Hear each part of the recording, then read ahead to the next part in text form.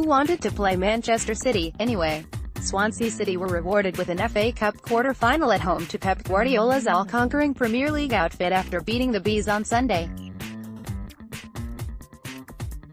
Brentford denied a 30-year anniversary rematch with the club supported since a child by goal-scoring legend Gary Blissett. The iconic Bees Cup image was so close to getting a modern-day revamp, we've all seen it by now. We all know the performance was as devastating in the second half as it was exhilarating in the first. Swansea City were worthy winners. A combination of spurious defending, blistering pace and just plain old bad luck proving to be our undoing. The coach journey home was about as tough as it gets, the feelings far too raw to try and process just what had happened at the Liberty Stadium. Yet having now given it a few days to reflect, are there any positives we can take from what happened? And, for the record, being able to concentrate on the league does not count. On the field, I'm struggling. Ollie Watkins' goal was a work of art. Magnificent build-up play that showed rampant Brentford at their free-flowing best. Yet, if anything, in retrospect it only made what came next even harder. Take as the Bees not so much waved the white flag as rolled out the red carpet to our hosts. Special mention to Kitman Bob, though. The previously unseen red number worn by Luke Daniels being another tick in the box marked sartorial bliss. In the interests of avoiding a revolution, we'll spare any further comment on the brown-orange being sported by the rest of the team. What's the point of pouring petrol on a chip fire by eulogizing further about something that others deem to be anything from vile to the sole reason for our struggling on the road this term? For all that this season's FA Cup was looking like it might turn into one of the most open tournaments in its illustrious history, all of a sudden, we are in a situation where 6 of the final 8 are all from the Premier League.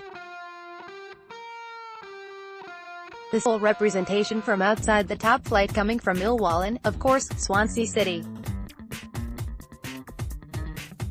No doubt the likes of Manchester City and Manchester United will fancy themselves to add another notch on the bedpost of tournament success.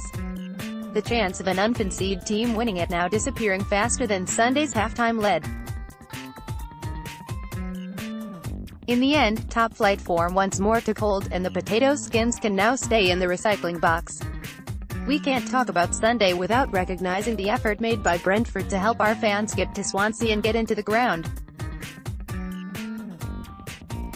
The second the game was moved it became a logistical nightmare. We all know that Sunday engineering works were due to take place, meaning any attempt to travel by rail and replacement bus. So for that fleet of coaches to be provided with little to no not, and laid on for free, was nothing short of amazing. Add an £11 price for 2 tickets, one adult and one child, into the mix to realize what an effort was made by our club to help the fans. Nobody can doubt what we do off the pitch. Nowhere more so was this proven by the team in the ticket office.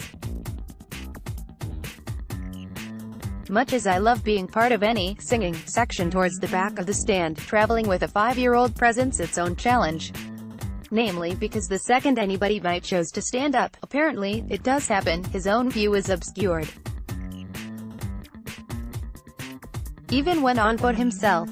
So imagine the huge grin on his face when our request for tickets towards the front of the stand was met with front row, middle, right behind the goal. Whilst we all know what a fantastic job the ticketing team do, that they continue to care so much is nothing short of incredible. What a way to represent our club. Let's look at the fans themselves. The coming together on the coaches rather than the usual train service meant previously unheard conversations began as groups of unconnected supporters were thrown into the powder keg of an 8-hour round trip with no means of escape. I saw one tweet from Mo Fufuzaki, at The Chauffeur, on Twitter noting that, "Weird old day yesterday. Spoiled only by a 45-minute debacle that was out of my hands." However, can I thank the lads on the coach home? New pals, new drinking buddies and big laughs. On a personal note, I finally got to meet regular correspondent Bernard Quackenbush, at Bernard Quack, after a chance encounter in the stand. Like push-up Brentford man, jumper man and Brentford bot BQ is an essential part of the club's rich tapestry of fans to follow. Whilst our paths have never crossed previously, outside of cyberspace, like the chauffeur, it felt like the sort of day to make new friends. Thanks to the vagaries of pre-allocated ticket distribution, that's another face put to name. Indeed, the random meetups continued, even last night. Sitting in a Kentish town pub awaiting the arrival of an Aston Villa supporting friend, unlike his club, he did eventually show up. Prior to watching popular music's The Lemonheads, my own attention was grabbed by one of the people I was sharing a table with. The ears couldn't help but prick up on hearing him say, "I couldn't believe it. We were 1-0 up and cruising at halftime. They did us 4-1 in the end. That could only be Brentford," and sure enough, it was. Even from the most abject of football finishes, our club found a way of uniting supporters. The Lemonheads do their thing in Kentish town, yet for me, one of the abiding moments was on the way home. It was provided by Simon Harry Potter on another coach. His enthusiasm for all things Brentford, unable to be crushed by something as trivial as it trashing in the cup. Reports across social media suggesting that his coach was very much the life and soul of an otherwise potentially somber return journey to West London. I won't deny the smile on my face at the thought of the fun being had on his bus. Please note, your definition of fun may vary, as ours was punctuated by nothing more than the faint tapping of iPod headphones and the chorus of snores drifting up and down the aisle. Not me, for the record. Let's nor pretend that Sunday ended well in a footballing sense. Let's not pretend we weren't secretly jealous when Manchester City came out of the hat, imagining what might have been. Mostly a 0-7 beating, I guess. But there was enough happening elsewhere to help maintain my faith in a club that really cares. In a group of supporters who, whilst obviously hurting, still found a way to come together. Who still look out for each other.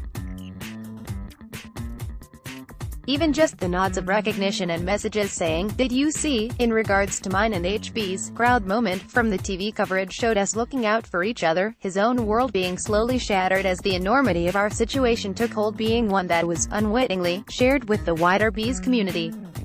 People's kind words afterwards have been nothing but appreciated more than anyone can imagine. The bottom lip is beginning to quiver. Sure, we got dumped out of the cup. I'd love to have gone through. Instead, it wasn't even close.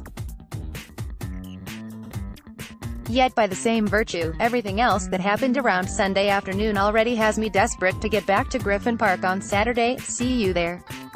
Nick Bruzone tags, Bees, Besotted, blog, Brentford FC, Bruzone, Championship, Cup, Draw, FA Cup, Football, Griffin Park, Lemonheads, Liberty, Luke Daniels, Manchester City, News, Now, Ollie Watkins, Pep, Premier League, Stadium, Swansea City, The Bees, Tinfoil, Twitter, Upset.